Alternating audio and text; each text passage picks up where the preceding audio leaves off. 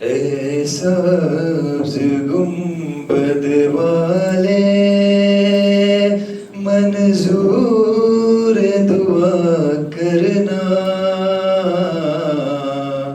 جب وقت نجا آئے دیدار عطا کرنا۔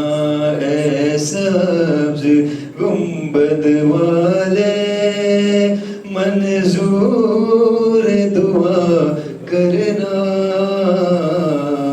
جب وقت نجا آئے دیدار عطا کرنا۔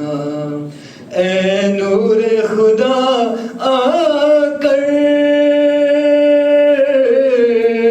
آنکھوں میں سما جانا، یا در پہ بلا لینا، یا خواب میں آ جانا، یا در پہ بلا لینا، یا خواب میں آ جانا۔ اے پردہ نسی دل کے پردے میں رہا کرنا، جب وقت نظر آئے آقا دیدار عطا کرنا۔ میں قبر اندھیری میں گھبراؤں گا جب تنہا، امداد میری کرنے آ جانا میرے آقا، امداد میری کرنے آ جانا رسول اللہ۔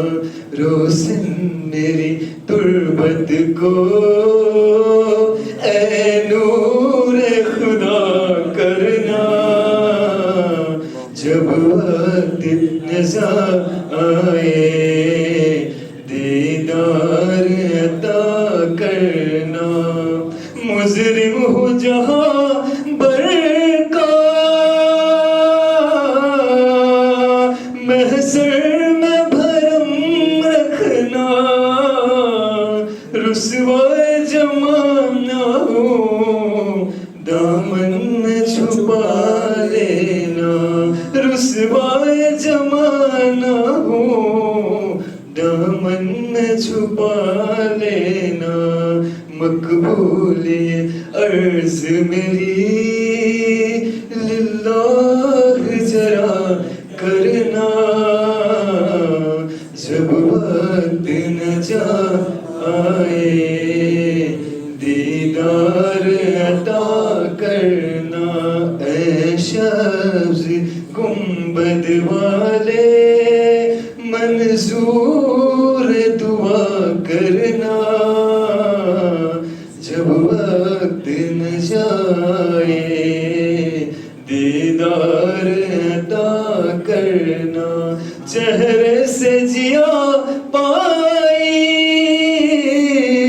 ان چاند ستاروں نے، اس در سے شفا پائی دکھ درد کے ماروں نے، اس در سے شفا پائی دکھ درد کے ماروں نے۔ آتا ہے انہیں صابر ہر دکھ کی دوا کرنا، جب وقت نجا آئے دیدار عطا کرنا۔ اے سبز گنبد والے منظور دعا کرنا، جب وقت نجا آئے دیدار عطا کرنا۔ السلام علیکم ورحمۃ اللہ وبرکاتہ۔ سبحان اللہ سبحان اللہ ماشاء اللہ۔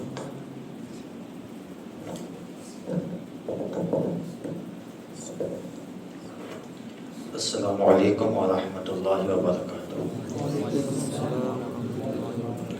بسم اللہ الله الرحمن الرحيم نحمده ونصلي على رسوله الكريم أما بعد فأعوذ بالله من الشيطان الرجيم بسم الله الرحمن الرحيم رضي الله عنهم ورضوا عنه صدق الله العظيم. بادائے توحید کا متوالو، آئیے سب سے پہلے ہم اور آپ مل کر حضور سرور کائنات صلی اللہ تعالی علیہ وسلم کی بارگاہ میں جس طریقے سے میں پڑھا ہوں میرے ساتھ مل کر درود پاک کا ہدیہ پیش کریں. الصلاۃ والسلام علیک یا رسول اللہ، الصلاۃ والسلام علیک یا حبیب اللہ، صلی اللہ تعالی علیہ وسلم. آقا کریم صلی اللہ تعالی علیہ وسلم کے پیارے دیوانوں، حدیث پاک کا مفہوم ہے کہ ذکر الصالحین کفارۃ الذنوب، کہ اللہ والوں کا ذکر کرنا یہ ہمارے گناہوں کو مٹا دیتا ہے. اور دوسری حدیث پاک کا مفہوم ہے کہ جہاں اللہ والوں کا ذکر ہوتا ہے وہاں پر رب کی رحمت نازل ہوا کرتی ہے. تو یہ اللہ والوں کے بارے میں حدیث پاک میں ذکر آیا ہے تو ذرا سوچیں کہ وہ عظیم شخصیتیں جنہیں حضور کا ساتھ ملا ہو، حضور کی تربیت ملی ہو، اگر ہم ان صحابہ کرام میں سے کسی بھی صحابی کا ذکر کریں تو اللہ رب العزت حضور کے صدقے میں ہمیں کتنا نوازے گا.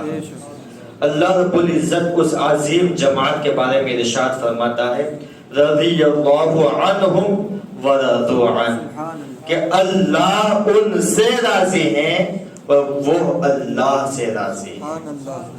کتنی بڑی پیاری بات. ہم اللہ رب العزت کا ذکر کریں، اسے راضی کرنے کی کوشش کریں، لیکن یقین کے ساتھ نہیں کہہ سکتے کہ ہمارے اعمال کی وجہ سے وہ عظیم ذات اللہ رب العزت ہم سے راضی. لیکن جب بات آتی ہے صحابہ کرام کے ذات کی تو یقین کے ساتھ کہا جائے گا کہ یہ وہ عظیم جماعت ہیں جن سے رب راضی ہیں، اور وہ اللہ رب العزت کی طرف سے جتنی چیزیں ان کی طرف آتی ہے، چاہے آزمائشیں ہو چاہے نعمتیں ہو، ہر چیز پر وہ اللہ رب العزت سے بھی راضی ہوتے ہیں. ان عظیم شخصیتوں میں ایک شخصیت حضرت عثمان غنی رضی اللہ تعالی عنہ کے ساتھ ہے. 18 ذی الحج، یہ چاند مغرب کے بعد سے 18 ذی الحج شروع ہو چکا ہے.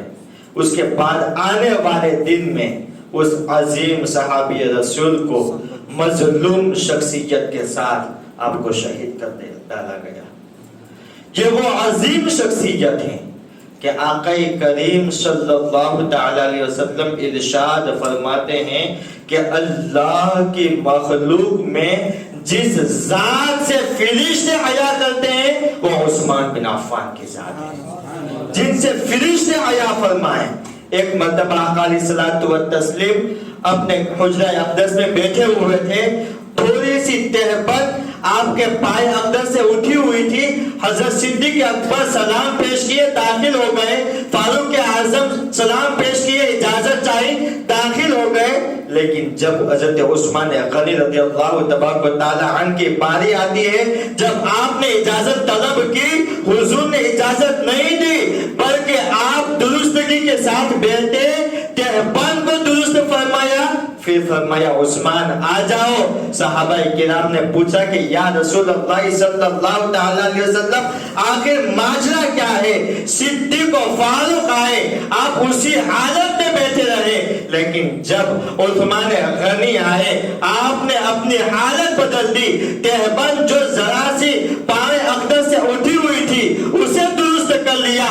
آخر ماجرا کیا ہے؟ سرکار علیہ الصلوۃ والتسلیم نے بہت پیارا جواب دیتے ہوئے ارشاد فرمایا اے میرے صحابہ، کیا میں اس شخص سے حیا نہ کروں جس سے خود اللہ کے فرشتے حیا کرتے ہیں؟ وہ عظیم شخصیت. لیکن یاروں میں بتاؤں کہ جب اس عظیم شخصیت نے صدیق اکبر رضی اللہ تبارک تعالی عنہ کی ترغیب پر اسلام کو قبول کر لیا تو پھر کیا ہوتا ہے؟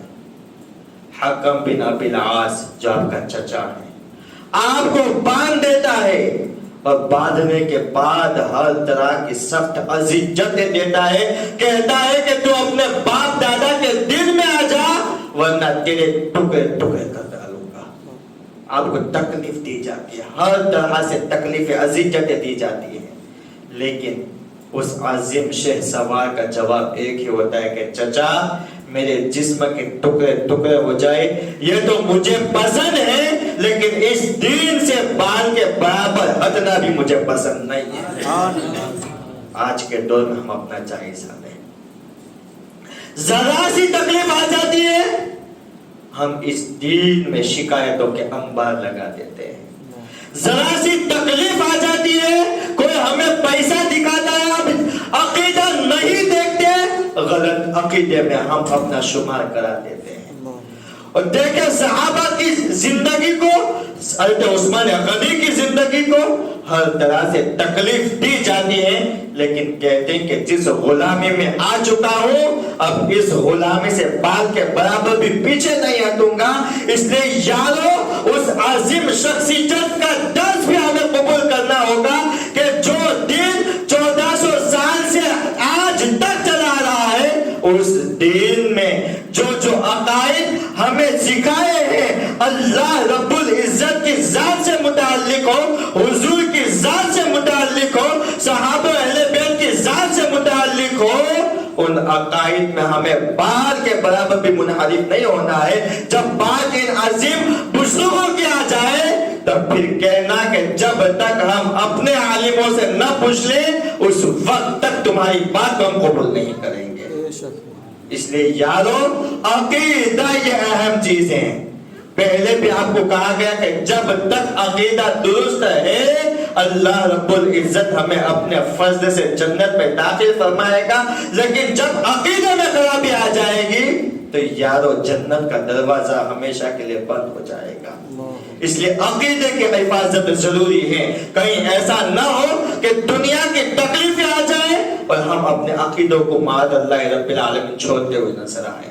تو سرکار عثمان غنی رضی اللہ تبارک و تعالی عنہ کی زندگی سے ہمیں یہ سبق لینا ہوگا کہ کتنی بھی تکلیف آ جائے دین کے معاملے میں صبر کے لیے اللہ رب العزت کی بارگاہ میں دعا کرتے رہنا ہے، لیکن عقائد میں پیچھے نہیں ہٹنا ہے۔ تو وہ عظیم شخصیت، اور آپ کے بارے میں یہ بھی کہا جاتا ہے کہ آپ پوری رات اللہ کی عبادت کیا کرتے تھے، حتیٰ کہ کبھی کبھی ایک رکعت میں پورا کلام پاک ختم فرمایا کرتے تھے، اس عظیم شخصیت۔ لیکن میں یہ تو نہیں کہوں گا کہ آپ پوری رات نماز کے لیے کھڑے ہو جائیں، لیکن ان کی زندگی سے ایک درس یہ تو ضرور دوں گا کہ کم از کم جو ہم پر 5 وقت کی نماز فرض ہے اس میں ہم خود بھی آئے، یقیناً آتے بھی ہیں، لیکن اپنے دوستوں ساتھیوں کو بھی لے کر آنے کی کوشش کریں۔ اس کے ساتھ یہ عظیم شخصیت، یہ وہ شخصیت ہیں کہ جب مدینہ منورہ میں مسلمانوں کو پانی کی تنگی تھی، آپ نے میٹھا کنواں اپنے خود کی جیب خرچ سے خرید کر کے مسلمانوں کے لیے وقف کر دیا۔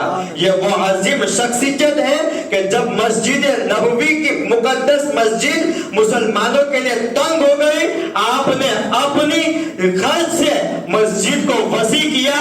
آج تک جتنے بھی مسلمان اس عظیم مسجد میں نماز ادا کرتے رہیں گے اس کا ثواب عثمان غنی رضی اللہ تبارک و تعالی عنہ کی ذات اقدس کو بھی پہنچتا رہے گا۔ لیکن یارو ہمیں بھی تو سوچنا ہے کہ ہم مسجد میں دیں تو کس نیت سے دیں۔ یاد رکھیں ہر نیک عمل ہمارا اس لیے ہونا چاہیے کہ اللہ راضی ہو جائے، اللہ کے پیارے محبوب راضی ہو جائے۔ جب یہ نیت ہوگی تو سمجھ لیجئے کہ اللہ رب العزت دنیا میں بھی کامیاب فرمائے گا، آخرت میں بھی کامیاب فرمائے گا۔ حضرت عثمان غنی رضی اللہ تبارک و تعالی عنہ کی یہ عظیم شخصیت ہیں۔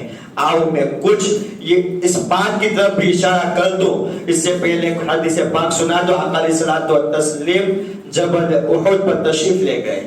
احد پہاڑ پر تشریف لے گئے. آپ کے ساتھ صدیق اکبر بھی تھے, فاروق اعظم بھی تھے, عثمان غنی بھی تھے. جیسے سرکار علیہ الصلوۃ والتسلیم احد پہاڑ پر تشریف لے گئے نا, تو پہاڑ خوشی کے مارے جھومنے لگا. خوشی کے مارے پہاڑ میں بھی جوش آ گیا, جھکنے لگا. حضور نے ٹھوکر مار کر فرمایا, پہاڑ رک جا, تجھ پر ایک صدیق, ایک نبی, ایک صدیق اور 2 شہید ہیں. عثمان غنی کو پہلے سے ہی پتا تھا کہ میں شہید کر دیا جاؤں گا, پہلے سے پتا تھا.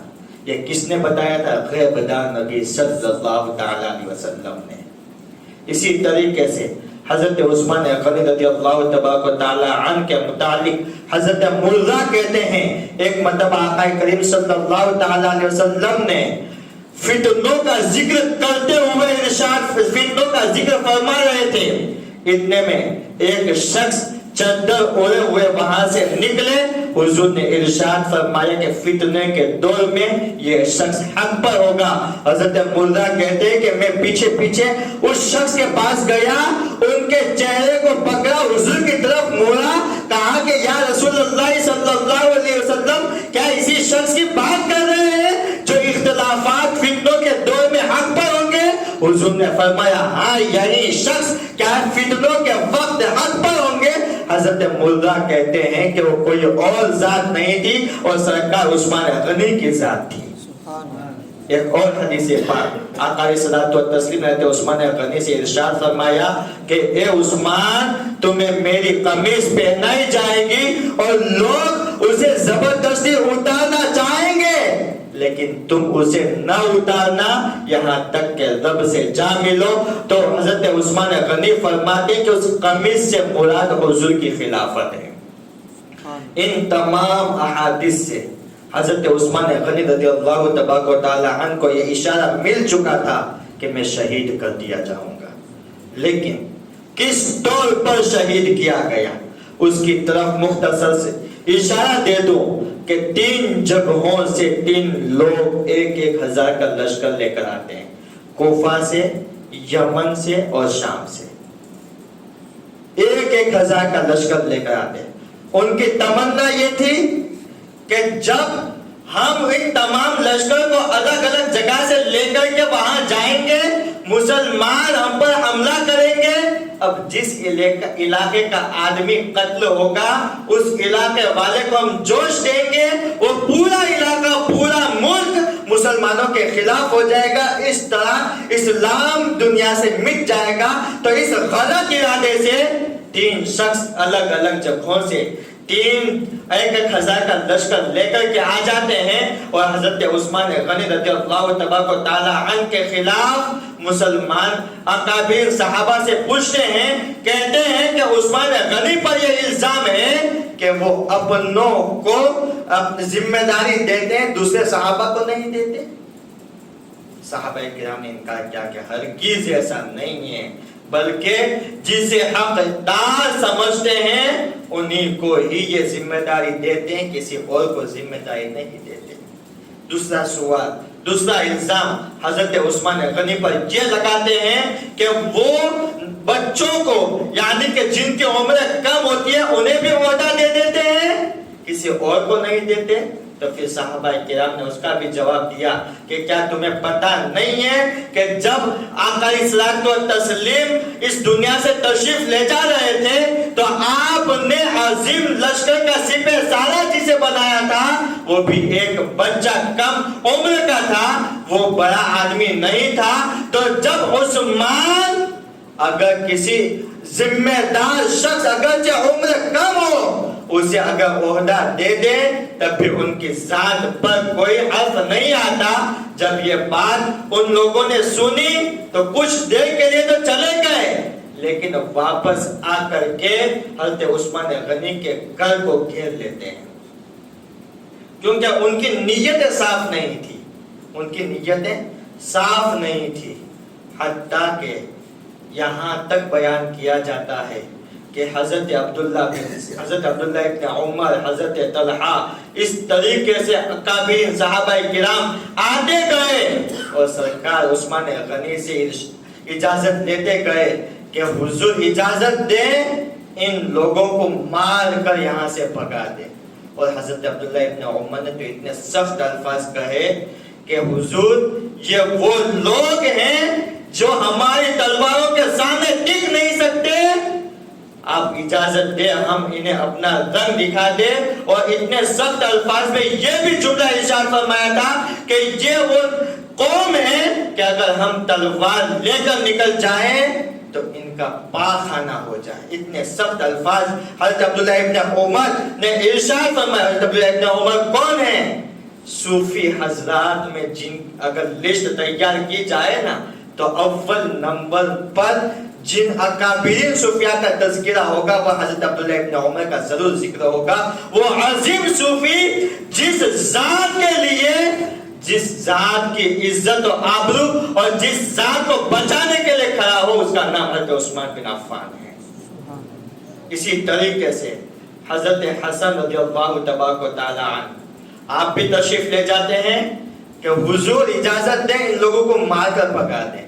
اور حضرت حسن رضی اللہ تبارک و تعالی عنہ نے جب اجازت طلب کی نا تو آپ نے بھی منع کر دیا. اب جب حضرت حسن نے اجازت طلب کی، منع کیا، اب اس بات کو دادا علی حجویری رحمت و رضوان بہت پیارے انداز میں بیان فرماتے ہیں کہ یہاں پر حضرت عثمان غنی نے منع کیوں کیا؟ اس لیے کہ وہ رب کی ہر رضا پر راضی رہتے تھے. تو اس معاملے میں ان کا معاملہ حضرت ابراہیم علیہ الصلوۃ والتسلیم کی طرح ہے کہ حضرت ابراہیم علیہ الصلوۃ والتسلیم کو جب آگ میں ڈالا گیا تھا، حضرت جبریل آئے، کہا کہ کیا کوئی خواہش، کیا کوئی مدد؟ حضرت ابراہیم نے انکار کر دیا. اسی طریقے سے کئی صحابہ کرام بھی آئے، حضرت حسن بھی آئے، لیکن منع کرتے رہے، منع کرتے رہے.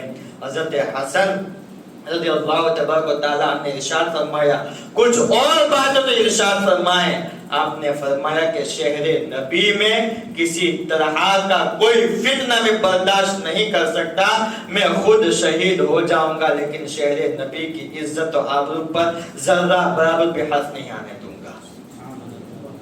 تو اس طریقے پر 40 دن تک آپ کے مقدس گھر کو حصار کیا گیا، حتیٰ کہ 40 دن تک آپ کے گھر میں نہ پانی بھیجا گیا نہ کھانا. جب یہ ایک مرتبہ آپ اپنے حجرے، آپ اپنے گھر کی چھت پر گئے اور کہا کہ کیا تم میں علی بن ابی طالب موجود ہیں؟ لوگوں نے کہا نہیں. کیا طلحہ وغیرہ موجود ہیں؟ کہا نہیں. یہ بات حضرت علی تک پہنچ جاتی ہے. آپ اپنے غلاموں کے ساتھ 6 مشکیزیں بھیجواتے پانی کے. جب غلاموں کے ساتھ 6 مشکیزیں پانی کے بھیجوائے گئے نا تو ان غداروں نے آپ کے غلاموں پر حملہ کیا، کئی غلاموں کو زخمی کر دیا. ان میں سے تھوڑا سا پانی گھر میں تو گیا، لیکن جب یہ حملہ ہوا تو اسی حملے میں حضرت حسن رضی اللہ تبارک و تعالی عنہ بھی زخمی ہو گئے تھے. حضرت علی بن ابی طالب کرم اللہ تعالی وجہ الکریم نے دیکھا کہ معاملہ بہت سخت ہوتا جا رہا ہے تو آپ نے اور حضرت طلحہ نے اور تمام اکابرین صحابہ نے اپنے اپنے بچوں کو بھی بھیج دیا کہ جاؤ اب سختی کے ساتھ حضرت عثمان کے گھر کی حفاظت کرو، کہیں ایسا نہ ہو کہ آپ کے گھر کے اندر دشمن داخل ہو جائے آپ کو شہید کر دے. تو جب آپ تمام اولاد کھڑی ہو جاتی ہیں، سخت پہرا دیا جاتا ہے. اور یہاں پر ایک چیز یہ بھی بتا دوں کہ اس سے بھی پہلے حضرت عثمان غنی کے جتنے بھی غلام تھے سب غلام اسلحہ یعنی کہ تمام کے تمام ہتھیاروں میں ڈوب کر کے حضرت عثمان غنی کے پاس آتے اور کہتے کہ حضور اجازت دے دیں دشمنوں کو مار کر بھگا دیں. کہا کہ ہرگز نہیں، جو تلوار رکھ دے گا، غلاموں سے کہہ رہے ہیں، جو تلوار رکھ دے گا امن چاہے گا وہ میری طرف سے آزاد ہے. غلام ہیں، کتنا پیارا درد دے رہے ہیں کہ جو تلواریں رکھ دے گا امن چاہے گا اس مقدس شہر میں وہ میری طرف سے آزاد ہیں، خود مصیبتوں میں ہیں، لیکن کبھی بھی کسی سے بھی یہ نہیں کہا کہ دشمنوں کو مار کر کے بھگا دو۔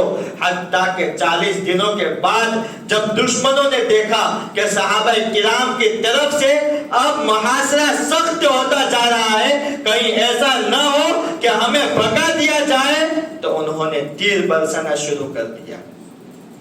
جب تیر برسانا شروع کیا، ادھر پیچھے سے موقع پا کر کے چند لوگوں نے حضرت عثمان غنی کے دروازے پیچھے سے آئے اور حضرت عثمان غنی رضی اللہ تبارک و تعالی عنہ پر حملہ کرنا چاہا۔ اتنے میں آپ کی زوجہ مقدسہ نے تلوار کے سامنے ہاتھ رکھا تو زوجہ مقدسہ کی سب انگلیاں کٹ گئی۔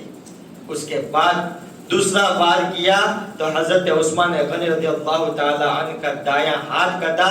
اس کے بعد ان دشمنوں نے آپ پر کل 9 وار کیے، حتیٰ کہ اس عظیم خلیفہ کو اس دشمنوں نے شہید کر دیا۔ یہ کوئی معمولی شہادت نہیں تھی، بلکہ آپ نے عزت حضور اصلاحات و تسلیم کے مقدس شہر کے لیے، اس کی حفاظت کے لیے جان تو دے دی، لیکن اس مقدس شہر میں ذرہ برابر بھی حرف آنے نہ دیا۔ یارو، آج ہم بھی اس مقدس شہر میں ضرور جاتے ہیں، لیکن ہم بھی اپنا محاصرہ ضرور کریں۔ کہیں ہم وہاں جا کر کے موبائل میں گم تو نہیں ہو جاتے؟ کہیں ہم وہاں جا کر کے کہیں بے ادبی والے کام تو نہیں کر دیتے؟ یارو، ان عظیم ہستیوں نے جس مشن کے لیے اپنی جانیں گنوا دی، لیکن اس مقدس شہر کی عزت پر آنچ نہ آنے دی، تو ذرا سوچیں کہ جب شہر کی اتنی عزت کرتے تو اس پاک شہر والے مصطفیٰ کی کتنی عزت کرتے ہوں گے۔ اس لیے یارو، ہم غلام مصطفیٰ ہیں، اس لیے جو عظیم غلام تھے صحابہ کرام رضوان اللہ تعالی علیہم اجمعین، ان کے نقش قدم پر چلتے ہوئے ہمیں مصطفیٰ کریم صلی اللہ تعالی علیہ وسلم کی غلامی کا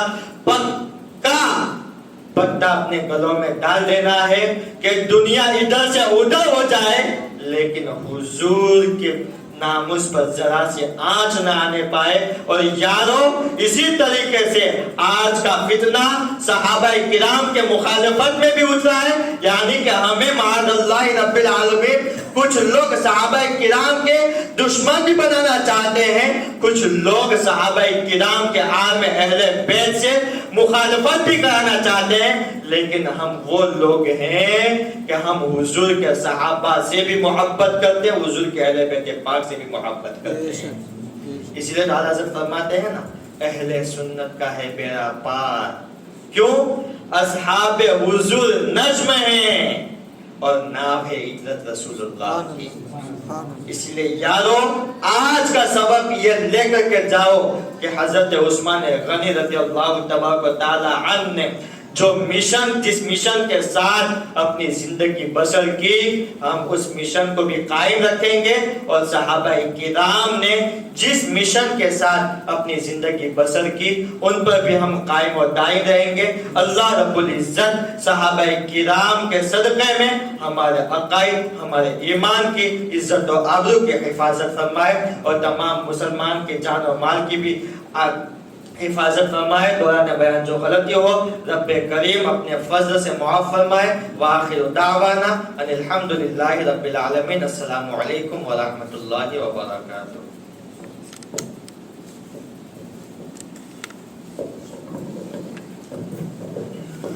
مصطفیٰ جان رحمت پہ لاکھوں سلام، شمع بز میں ہدایت لاکھوں سلام، کل جہاں ملک اور جو کی روٹی غذا، کل جہاں ملک اور جو کی روٹی غذا، اس سی کم کی کنات پہ لاکھوں سلام مصطفیٰ جان رحمت پہ لاکھوں سلام شمع بز میں ہدایت پہ لاکھوں سلام ڈالتی قلب میں عظمت